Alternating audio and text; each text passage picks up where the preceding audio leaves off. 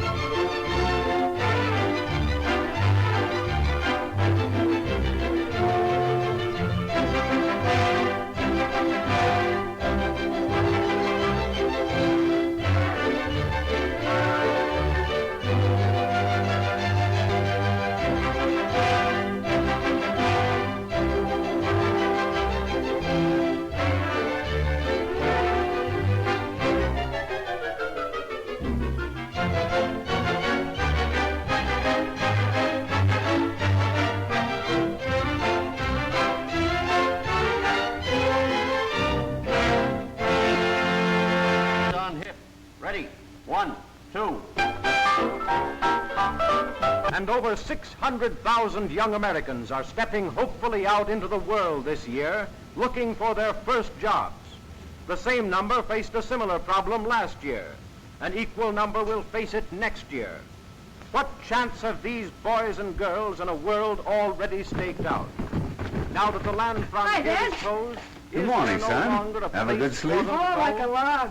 Will they find welcome or closed signs on the gateways of opportunity? Blah, blah, What blah. can a How young can we stand it generation before look forward breakfast? to? Wait a minute, Bud. What hope is there for youth in the world of tomorrow? The answers to these questions are vital to every man, woman, and child in the nation. They present grave problems to labor, commerce, agriculture, and industry. Their solution should be of primary concern to education and government, for the quality of citizenship. You're telling is at us. stake. The facts involved, however, are both difficult Sorry, and Dad, complex. I gotta do it. He's breaking my The heart. manner in I should think you'd be interested in hearing about opportunities for young people. What opportunities? Say, do you know the motto of the last graduating class? Something lofty, no doubt. Yeah. WPA, here we come. That's super lofty. Well, I guess times change. I remember when I was your age, Sure, I know. You were working for a hardware jobber, and you kept right on till you saved enough to open your own store. Yes. And I don't see... Because times changed, like you said. We got all the hardware stores we need. And all the grocery stores, all the doctors, all the lawyers, all the gas stations, all the everything.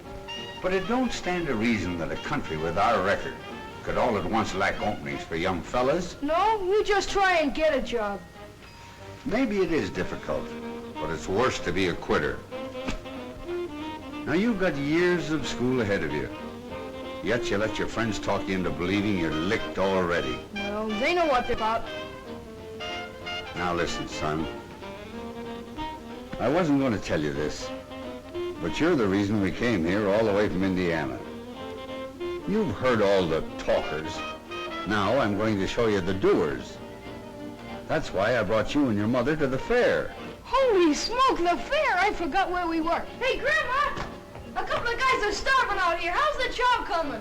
Hold your horses, Bud. We'll be ready in a minute. He sure do think a lot about his stomach. You probably had a good appetite yourself at his age, Elvira. Lord, Miss Harrison, if appetites was houses, I'd almost all holler right now. How's the table, Jane? Is it set? All set, Mother. Come on, everybody. Breakfast is ready. That's the best news I heard since I got here. Hi, Mom. Boy, am I hungry. I don't know which I've been looking forward to the most, the fair or your cooking, Mother. Don't pay any attention to him, Grandma. He says that to all the cooks. Well, you can't make a cook mad by liking her cooking. That's a good thing for a young man to remember. I'll say it is. That's how Dad got his corporation. Hey, that's not a corporation. That's private ownership. A man's entitled to a stomach at his age. Anyway, it's nice to have my family with me again. Even if it took a World's Fair to get you here. Well, we thought you had your hands full with just one member of the family. Nonsense. Barbara's been a lifesaver. Really, she has. I'd have been pretty lonely here without her. How is she getting along with that art business she's studying? I don't know, Tom. It's over my head. I gave up when she told me pictures on calendars weren't art. Wonder what in the world's keeping her. Babs, your breakfast is ready. We're waiting for you. Well, we may be waiting, but I don't think it's noticeable. Morning, Dad. Good morning, Babs. Morning, Mother. Morning. Morning, Grandma. Morning, dear. And that's for a fresh little brother. That's a fine way to treat a guy that's come all the way from Indiana to see you. The fair, of course, had nothing to do with it.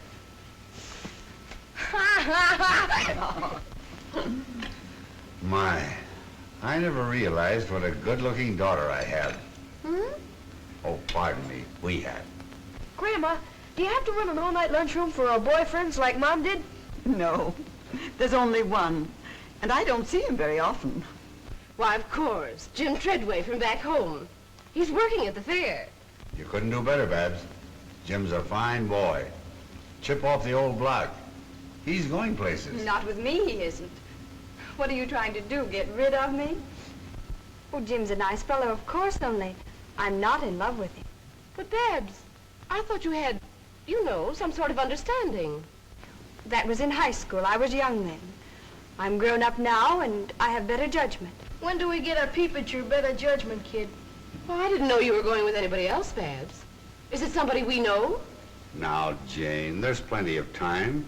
We just got here last night, and you want to know everything before she even gets a chance to say hello.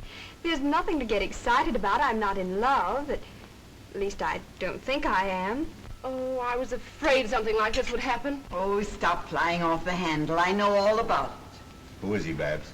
He's Nicholas Makaroff, my art teacher. Oh, so you turned out to be a teacher's pet. I suppose you take him an apple. That will do from you, young man. Nick's been in America since he was a little boy. But he knows the world like we know Main Street. He's a genius. You like him. Oh, sure we will. Anybody you like is okay with us. Oh, I've got to be running along. I'm late. Where'll I meet you for lunch? Well, I thought it'd be kind of nice if we looked up Jim Treadway first. His folks said he's working at the Westinghouse building. Supposing we all meet there.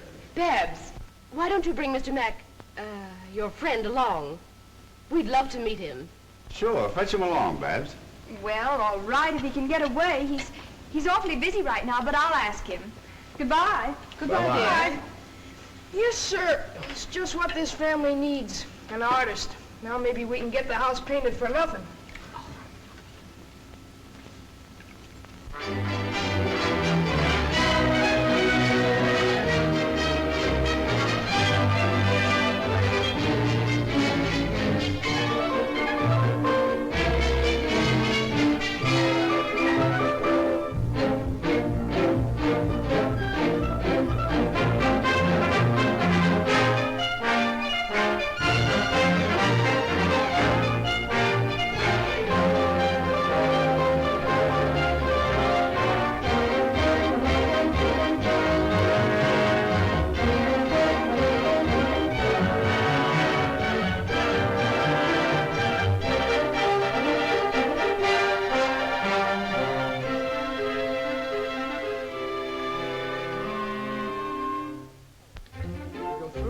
Vivarium to the playground of science. Hiya, Jim, how's the boy? Hello, Bud! The same old Bud. That's a new one, isn't it? Yeah, isn't it a beaut?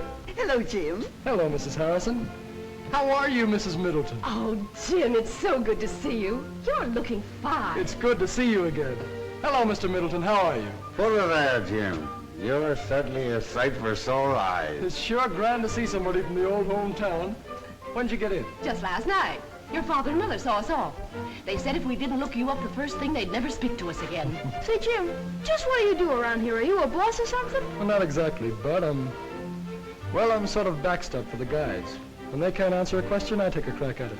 If I don't know it, I look it up. which is often. Gee, I didn't know you were that smart. I'm not, Bud. But you see, before the fair opened, we took a special course of instruction to prepare us for the questions the company thought might be asked. Well, do they stick you very often? And how? Why, just this morning, a lady asked me how long it would take to read the microfile in the time capsule. We've been reading a lot about the time capsule. Could we take a look at it? Why, sure. You can get to it this way. Time capsule of cupuli, deposited on the site of the New York World's Fair on September 23rd, 1938, by the Westinghouse Electric and Manufacturing Company. If anyone should come upon this capsule before the year AD 6939, let him not wantonly disturb it, for to do so would be to deprive the people of that era of the legacy here left them.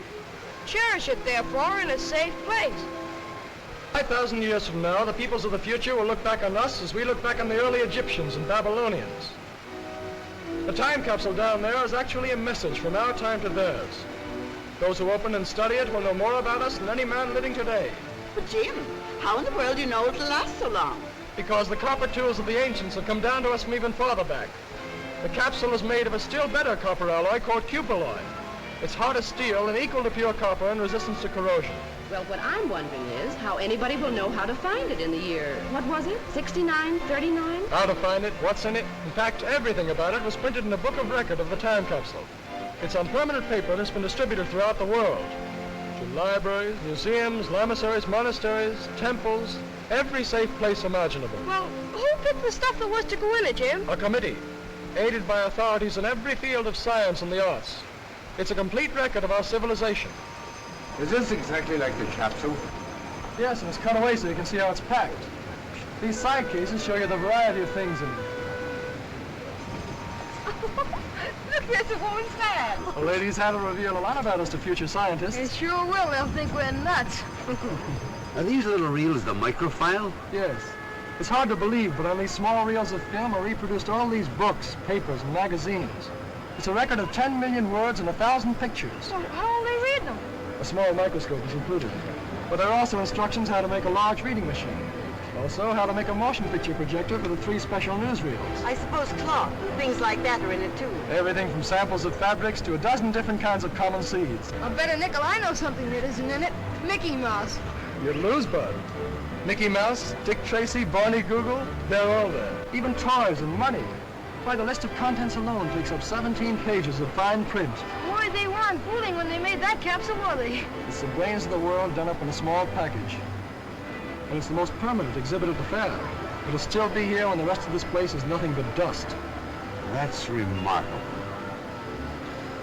Have you got time to show some of the other sites, Jim? All you can use. You men go along. Jane wants to write some postcards home. We'll look around and meet you later. Well, that's the writing room over there, the glass enclosed room. Perhaps you'd like to enter our letter writing contest. Letter writing contest? What's that, Jim? Well, both the folks who write and receive the best letters home from the fair each week are awarded cash prizes. The winners are announced every Sunday evening during our Letters Home radio program. Say, see if you can get me the dope on that contest while you're over there. I might just as well have some of that cash as the next guy. Pretty sure of yourself, aren't you, Bud? Well, they can't shoot you for trying. Well, looks like the shop of old Watch the Birdie Schultz. Remember him, Jim? 6 deluxe portraits for $1. You'd better take another look. He never had a camera like that one. That's a television camera. Holy smokes, does it work? Of course. You go down there, Mr. Middleton. You can see and hear Bud on a whole row of television receivers. You better be good. Bud, this is Frank Wells. Frank, this is Bud Middleton from the old hometown. Hiya, Bud. Hiya. Now, just act and talk naturally. Oh, is it going? It's on. Hiya, folks. This is Clark Gable Middleton speaking. As you can see if you've got your television sets turned on. What state are you from, Bud? Indiana, the greatest state in the world. And if Grover Whalen's listening in, New York's okay, too. Well, what do you think of the fair? Well, as a guy I once studied about said, I came, I saw, and I'm almost conquered. How am I doing, Dad?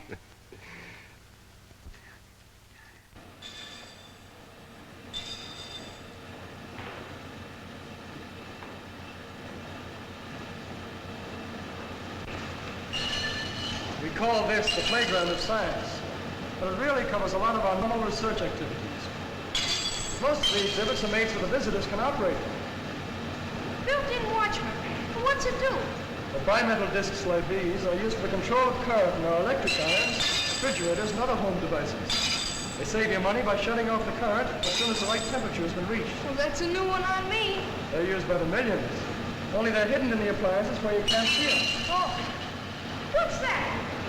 Well, that's the thermostat.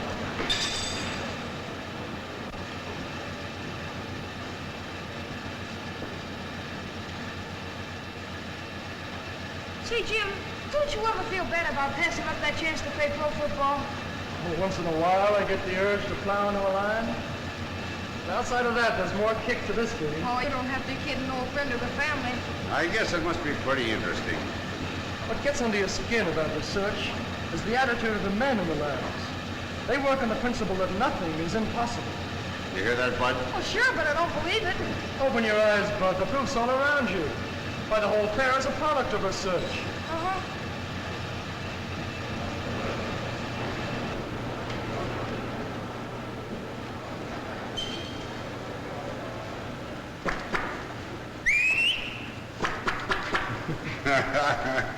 One can't help marveling at all the new things they're inventing every day. A company can't stand still under the American system of private enterprise. It has two ways to go, back or forward. If it can make better products than the other fellow, it moves ahead. If it can't, the other fellow gets the business. But in either case, the public benefits. You mean in better goods? Yes. That's where fellows like me come in. In our research labs, we have four main jobs.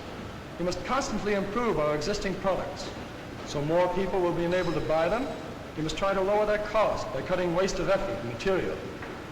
Then we must anticipate the demand for new products before people realize they need them. Well, that's only 3 jobs, Jim. I kept count. And the last is industrial prospecting. Like prospecting for oil or gold. Sometimes we hit gushers, like radio, mechanical refrigeration, or air conditioning. Then 100 new industries spring up and thousands of new jobs are created. And another boost is given to our standard of living. Just remember that, Bud. Well, here's something else that might interest you, Bud. Here's the oscilloscope. Talk or blow or whatever you did before into the mic, and you'll see your voice projected on the screen.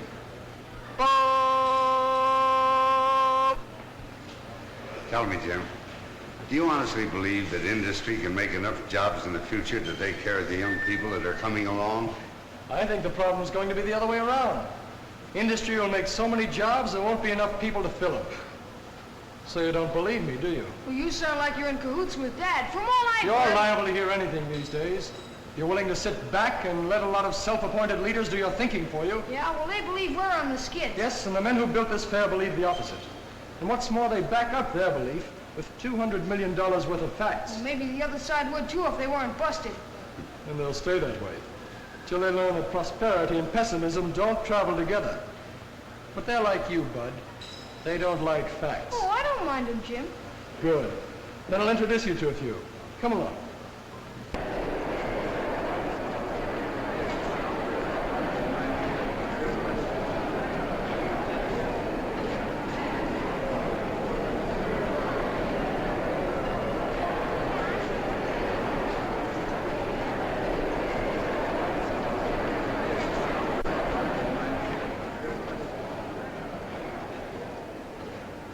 Isn't it wonderful, Nick? Beautiful. I guess we're a little early. What do you want to do? Anything but inspect this temple of capitalism? Oh, Nick.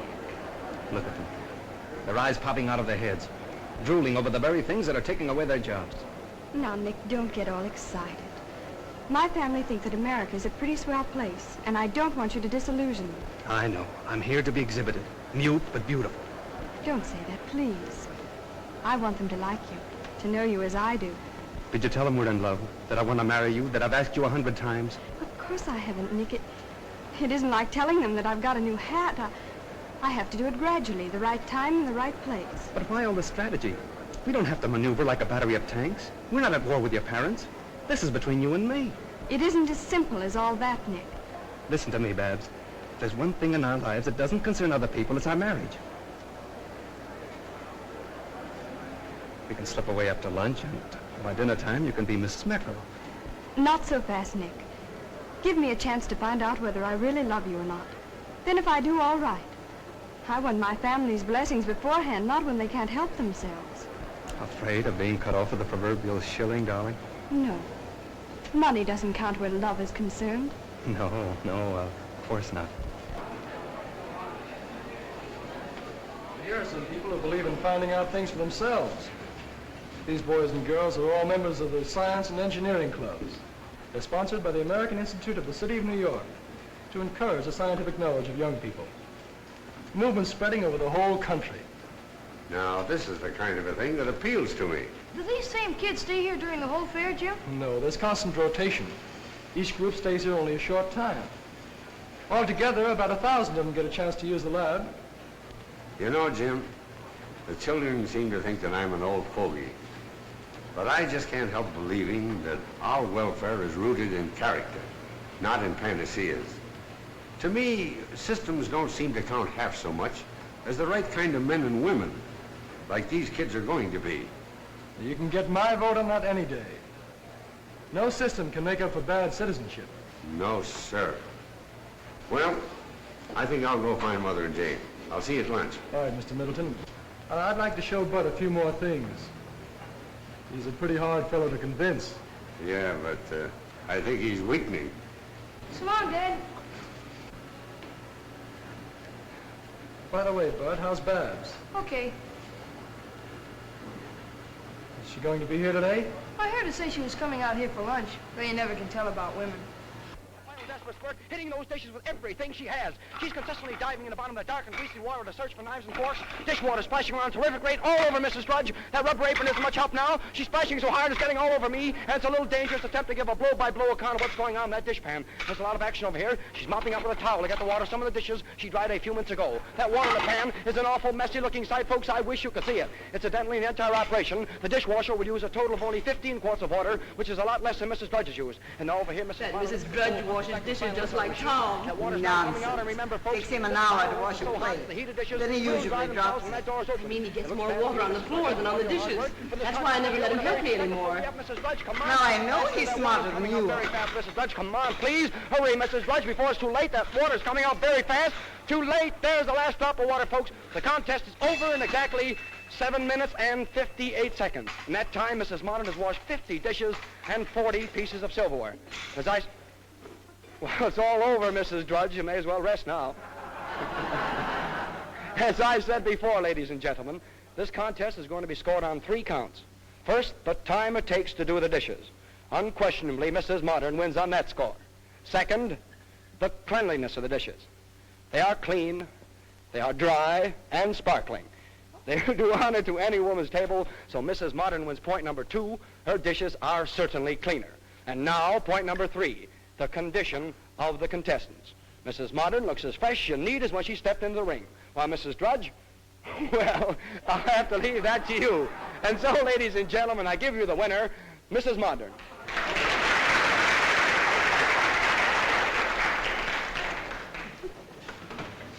I'm tired just from what that announcer said.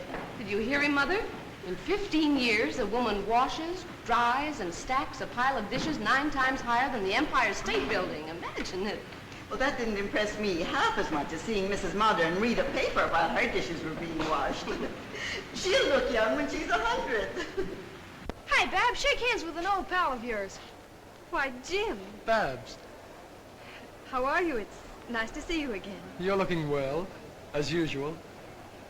Oh, this is Mr. Makaroff, my art teacher. Nick, this is Jim Treadway, one of the hometown boys. We're glad to know you, Mr. Makaroff. How are you? And this is my little brother, Bud. Hi, Mr. Makaroff. Hello. Oh, say, Babs, we're on our way to the Hall of Power. Why don't you tag along and learn something? Well, there's plenty of time before we meet the folks. I don't know, it might be fun. What do you think, Nick? All right, but don't expect me to be amused. There's nothing funny about the tools of capitalism.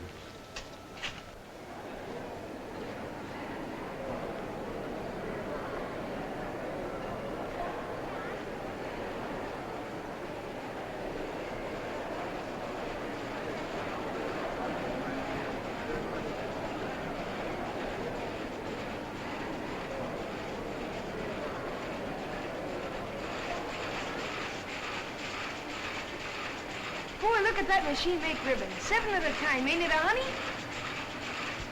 You'd be nearer right if you called it a Frankenstein's monster. No, that's in the movies. Why do you call it that, Nick?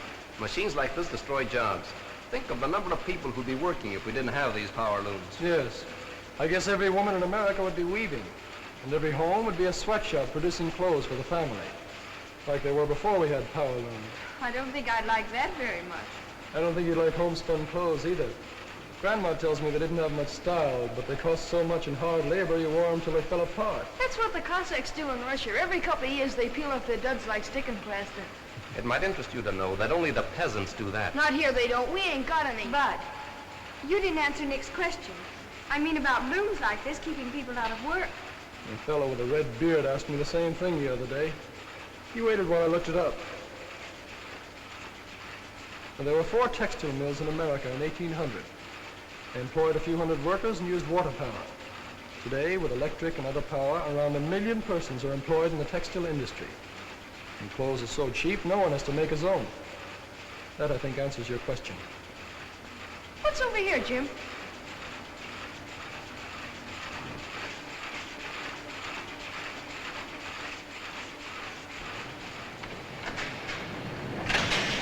What is it, Jim? Look at that thing go around. It's a manipulator table, used in a steel blooming mill. You can control the billet with these switches. Watch out, it's going off. Oh. The photoelectric equipment keeps it on the table. I suppose you're going to tell us machines like this benefit labor. And how? Not many years ago, steel making was a dangerous occupation. Now, the safest place a steel man can be is in the mill. It's safer than his home. That's right, capitalistic propaganda. Oh, you're kidding, Jim. I'm stating a fact. I know one steel plant that employs 10,000 men. While 15 of them lost their lives at home and other places, not one was lost in the steelworks. That's hard to believe. Well, there's the answer right there. Electrical control. Instead of swinging a sledgehammer all day and risking his neck, the steel man sits where Bud is and does his work with the master switches. Well, if one man can do all that with a machine, then I agree with Nick. It can't help but lessen jobs. Here's why they don't, Babs. It's very simple. Machine production makes better and cheaper products. As a result, more people want and can buy them. That in turn creates a demand for more labor. That's just one of those so-called economic laws that doesn't work in practice. It works in steel, printing, textiles, and automobiles, and they're the most mechanized industries in the country. Yes. Let's go see what's over here, Nick. All right. Now, you can operate that yourself, Bud. Oh, thanks. Step on the dead man's pedal here, or keep it down always with the runner. Step. That's your brake. This is your gong. Does your company make any really large equipment, Mr. Treadway? Yes, they do. Some so big it has to be shipped piece by piece. For example, an electric furnace we made for a large motor company is 330 feet long. I thought so. Those are the kind of machines that displace men. Mass market industries don't modernize to save jobs, Mr. Makarov. Their aim is to increase production. That's how employment is created. The only way, in fact. General statements don't mean much to me, Mr. Treadway. All right, facts then. I know in 1 year these people spend $9 million for what you call labor-saving machinery. That same year, they increased their payroll by 40,000 men and $88 million. Funny how a guy with facts can break up an argument. I suppose you think that's funny. Oh, so you can't take it, huh? Don't you think we'd better look out for folks? It must be nearly time for lunch. Yes, I guess you're right. They'll probably be looking for us. Come on, Bill. Okay. Nick, please be careful during lunch. Dad looks on things the same way Jim does, and he might take you seriously. But I am serious. I know, but promise me that you won't start an argument. All right, if you say so. But I won't enjoy myself.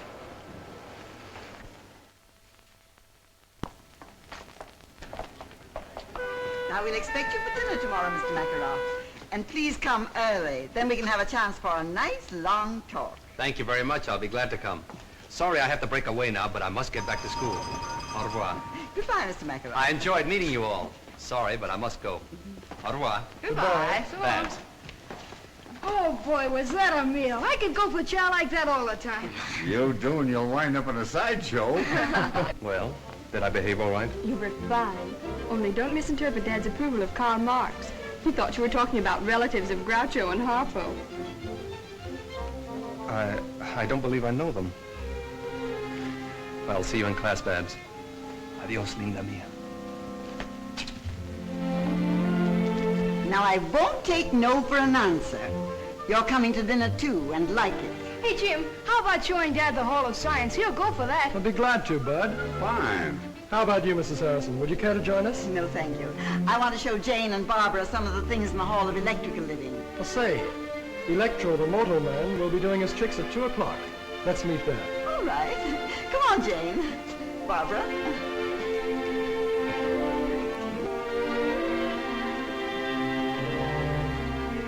Well, This way.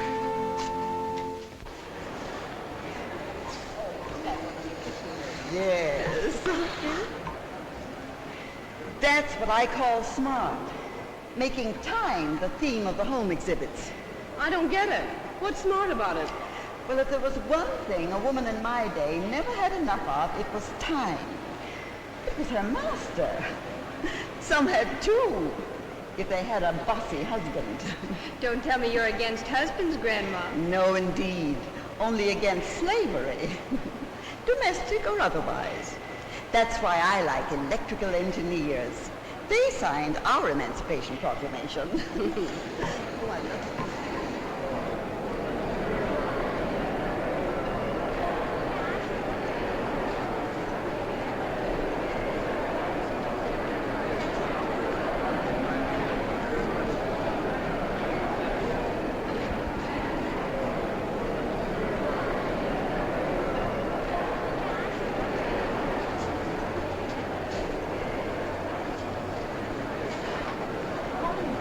Beautiful kitchen. Neat, isn't it? Neat? Nothing. It's a paradise. No one who hasn't cooked over a wood stove by the light of a kerosene lamp can really appreciate what it all means. The steps it would save. The good old days, eh, Grandma? Yes, and anybody who wants them can have my share. This is the new electric dishwasher. That's keen. Bud and Dad would sure go for it. They're the official dish dryers. Tom's going to get me a dishwasher like that for my birthday. It's the last thing he ever does. But, Mother, your birthday was last month. Well, I've just decided I'm going to have another.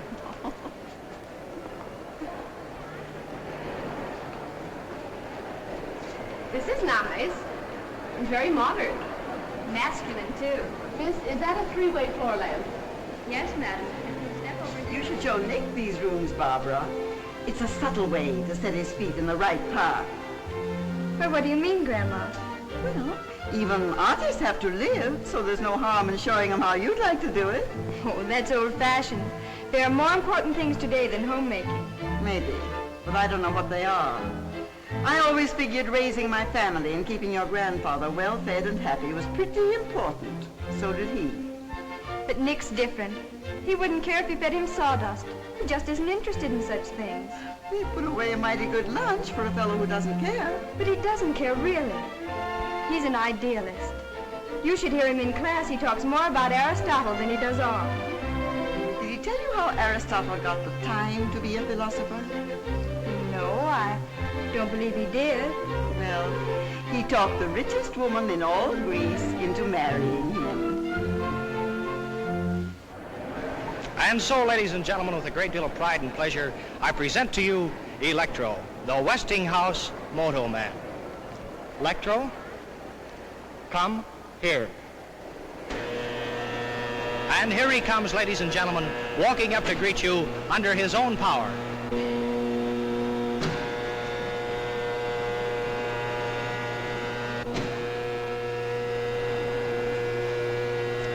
Stop.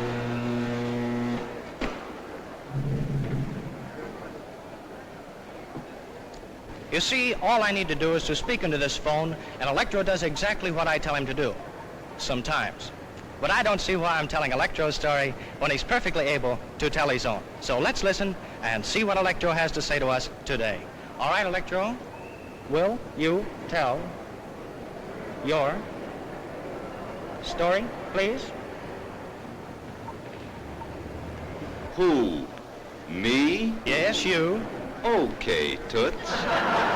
Ladies and gentlemen, I'll be very glad to tell my story. I am a smart fellow, as I have a very fine brain of 48 electrical relays. It works just like a telephone switchboard. If I get a wrong number, I can always blame the operator. Thank you. And by the way, I see a lot of good numbers out in our audience today. Elektro, behave yourself. Quiet, please. I'm doing the talking. I'm sorry. That's the most remarkable thing I've ever seen. Boy, what a guard that guy'd make on my football team. Now, Elektro, a moment ago you were bragging about being able to count on your fingers. Do you remember that? Well, we're going to find out about that. Now, do you remember how many children were born at the same time to a certain family up in Canada? Do you remember that? All right, let's see if you do. Count them on your right hand. 1, 2, 3, 4, 5. 5? Well, that's absolutely correct. Why, he's almost human. If he wasn't so big, I'd take him for an engineer. All right, now, Elektro, I know you enjoy these, and I'm really going to try to give you a nice pleasure out of these. So here you are. You got that? Now, hold on to it. You may now smoke this cigarette. Go on. Oh, yes, Elektro, you do need a light, too, don't you? All right, here you are.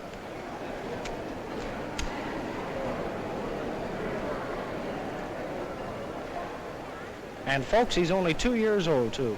Just learning. How can he do all those things, Jim? He's full of motors, gears, cams, and photoelectric cells. You could fill a book with all the electromechanical principles involved in the thing. All he lacks is a heart and a brain. If you ask me, I'd say he had nothing. Well, then all he lacks is a heart. He's not the only one. What's an 8-letter word for a gusty wind in Patagonia? Begins with W. Have a heart, Grandma. How can I write a Pratchett letter with you asking about wind and things? Oh, I'm sorry, Bud. I won't do it again. Well, that's all right. I'll give you a wish this. If I ever do.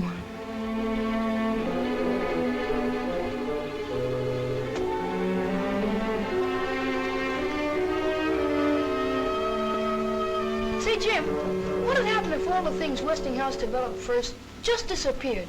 Well, suddenly, I mean. Well, it's easy. There'd be no electrical industry. It'll put the world back 50 years. Yes. Well, I figured all the others would write about what they saw at the fair. So if I tell them what wouldn't be there without Westinghouse, I won't have any competition. You got something there, Bud. Go to it. Hey, wait a minute, Jim. I need some facts. All right. Consider 3 out of the thousands of things we pioneered and where we'd be without them. Oh, just a second. All right, go ahead. First, alternating current, or AC as most people call it. It permits the economical sending of electric power long distances from where it's generated. Second, the steam turbines for use in the big power stations where electricity is made. And third, radio broadcasting. The Westinghouse station KDKA at Pittsburgh was the first to broadcast programs on a regular schedule. Do you think those are enough? Well, we make over 8,000 other products you could mention. I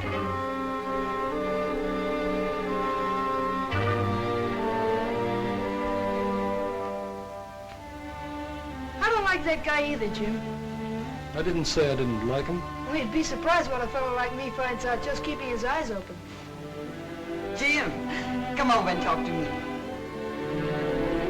Sit down. How are you coming along? Well, I thought I was doing all right until Babs, well, turned from science. You're just like your father. He wasn't very smart where women were concerned either. It wasn't until he fell off the roof and broke his leg that your mother found out that she loved him. Do you think that'd help? I don't think it's necessary. Most women, you'll find, pick husbands who see the world pretty much as they do, who think as they do about religion, war, politics, yes, even communism. They do it unconsciously. It's bred into them from childhood. Yes, but they can make mistakes, too. And they can also correct them if you give them a little time. I never knew time had so much to do with love. I don't understand what you mean exactly by abstract form, Nick. That's the trouble with verbal language. It's too clumsy to express elusive qualities. But to me, abstract form is the essential substructure. In short, the fundamental rhythm underlying our conceptions of spatial limitations. Do I make myself clear? Oh, perfectly. It's very clear now, thanks.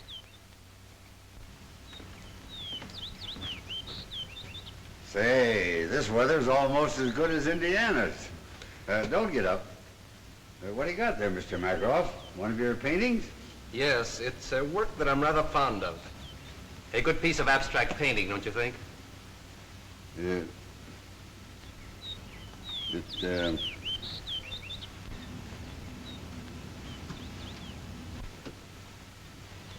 Oh. It's remarkable. Certainly got a lot of color. No doubt about that. What does it represent? Represent? Why, it doesn't represent anything. Why should it? It's a picture, an independent entity.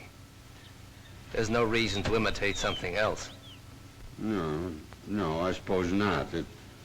It's just that I'm sort of used to looking at pictures of people and objects, you know. Why? Why? Well, it's,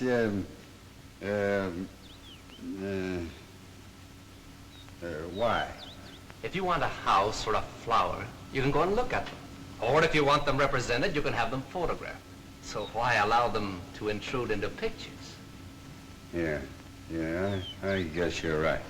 Well, if you young folks will excuse me, I think I'll take these flowers in and put them in some water. I think they need a drink. Dad's idea of fine art is rearing a two-fisted family. Too bad. He ought to keep up with the times. I meant to show you this before. What do you think of it? Oh, it's unique, all right. I don't think I've ever seen a ring like it. It's really a collector's item, a rare specimen of barbaric jewelry. It's been in our family for about 300 years. 300 years? Notice its color. Why, it's a study in polychromatic harmony. It's beautiful. Really lovely. Oh, no, Nick, I couldn't take a ring like that. Why, it must be priceless. Don't be silly. I want you to have it. No, please, I couldn't think of it, really. Wear it for a while. There's no harm in that. As a favor. Oh, no. Now you're being provincial, Babs. Well, just for a week or so.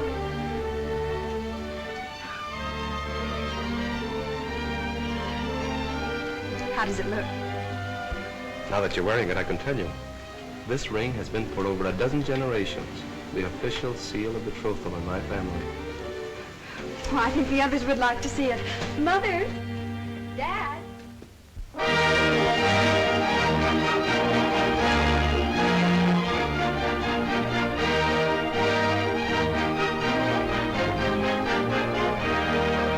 It's too big to describe in a song or a sonnet, so dress yourself up in your best bib and bonnet. The Westinghouse man has a welcome upon it for you when you come to this fair.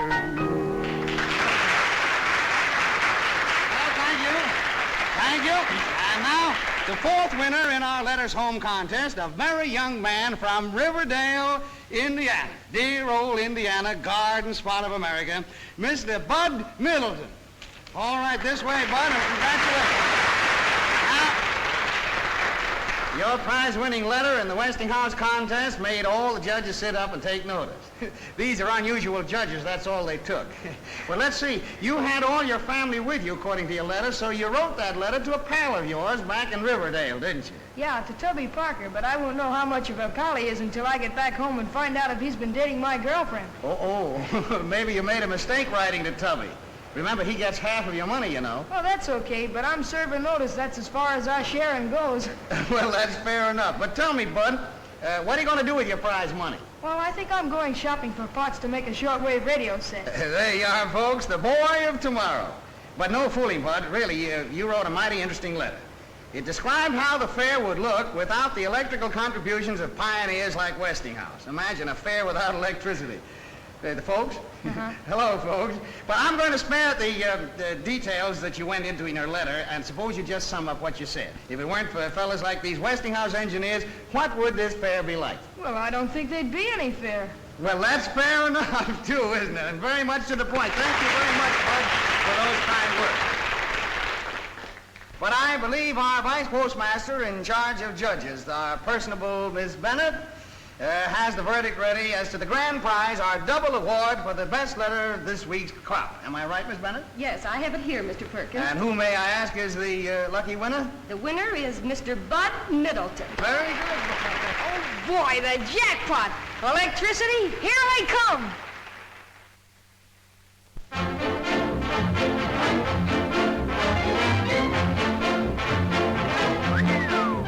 Gee, Grandma, the more you see of New York, the bigger it gets. It's the same as Main Street, back home, only larger and busier.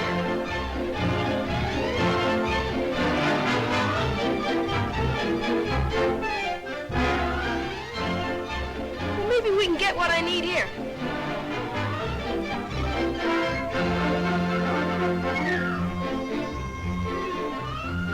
I wonder if they've got any new gags.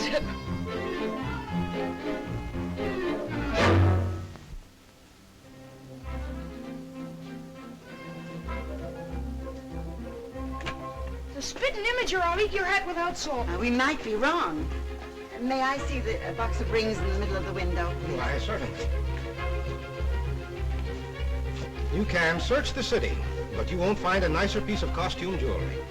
They seem all right, Grandma. That's a perfect copy of a ring in a Moscow museum. Is it very expensive? Well, I'll be very honest with you. It's worth more, but you can have that for $2. And at that price, I'm practically giving it away.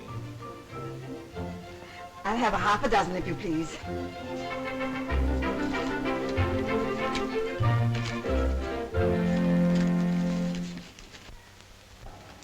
Why don't you let me fix these things, Miss Harrison?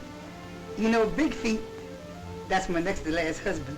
Big Feet say I make sandwiches that knock your eye out. That's why I'm doing them, Elvira. I have use for my eyes today. Huh. Ears is all you need. If that foreign gentleman's coming, he sure got a powerful tongue. Mr. Makarov's to be the guest of honor. Hello, Grandma. Hello, Elvira. Honey, you sure is dogged up. My. You look lovely, dear. Anything I can do to help? Oh, I nearly forgot. You left your ring on my dresser. My ring? That means bad luck of some sort. Grandma, I've got my ring. Why, they're absolutely the same. Where'd this other ring come from, I wonder? I don't know. Hello, everybody. Can I help? Oh, what's the matter with you, Babs? Are you sick? No. No, I'm all right. Oh, I declare I think you'd lose your head if it wasn't glued on. Here, it's your ring. I found it on my dresser.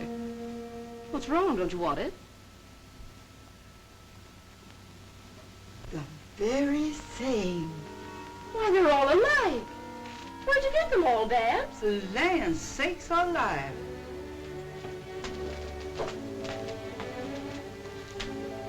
Do you know what this is all about, Mother? Me? How should I know, Jane? Come on now, take these sandwiches in and stop looking at me as if I'd stolen your purse.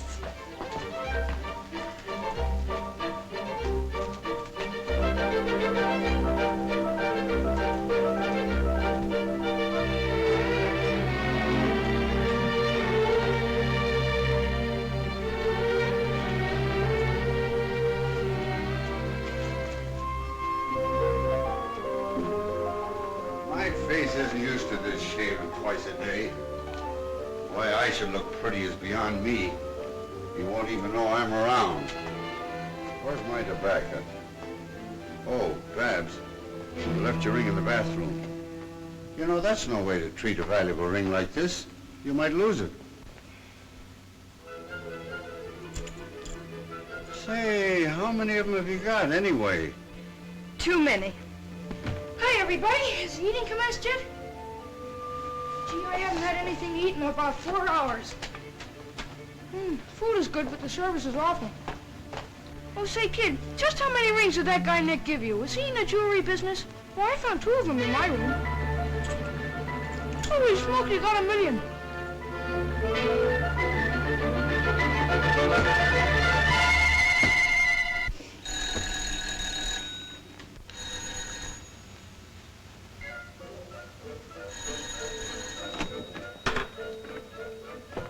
Good afternoon. Is Miss Barbara in? Yes, sir, Mr. Macko.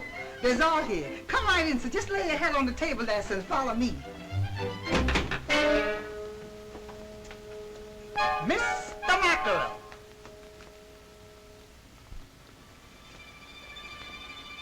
Good afternoon, Mrs. Middleton. Hello, Bud. Mrs. Harrison. How are you, Mr. Middleton? Babs. Haven't you lost something? Young ladies shouldn't leave their valuables lying around. I found this on the hall table. Quite a study in polychromatic harmony. Don't you think? What? Why, the dirty cook told me there was only one of them. Don't pull your gun, Dad. Give her a chance. Hey, let go of my arms. Will you get up? Hey, come on now. You gotta beat it, Nick. He's a wild man. When he gets going, I can't hold him much longer.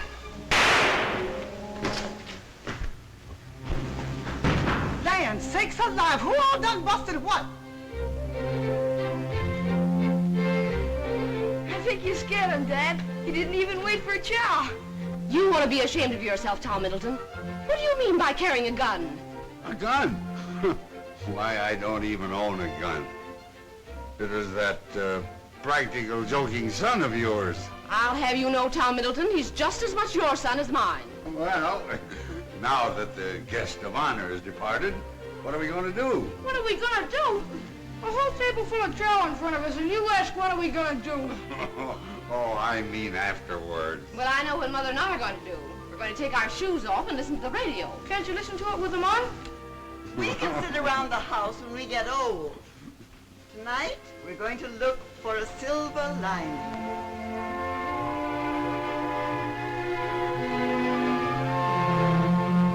Just 46 years ago this month, I was doing the same thing, watching the lights of a World's Fair, the Columbian Exposition at Chicago.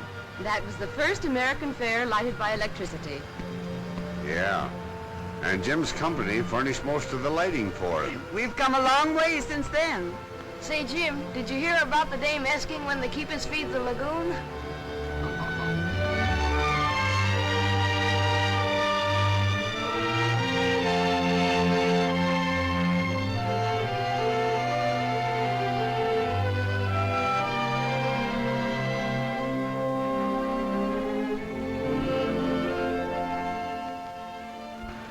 I can't help it, Babs. I've got to talk. Please, Jim, not now. Just let me hold on to you.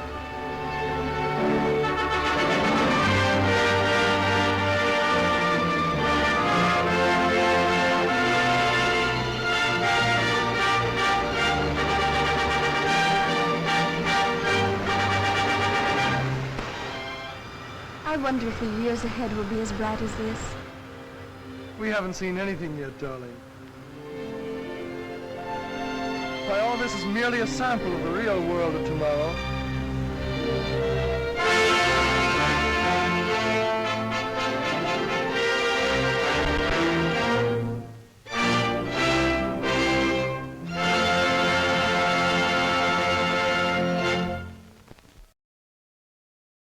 This has been a presentation of the Library of Congress.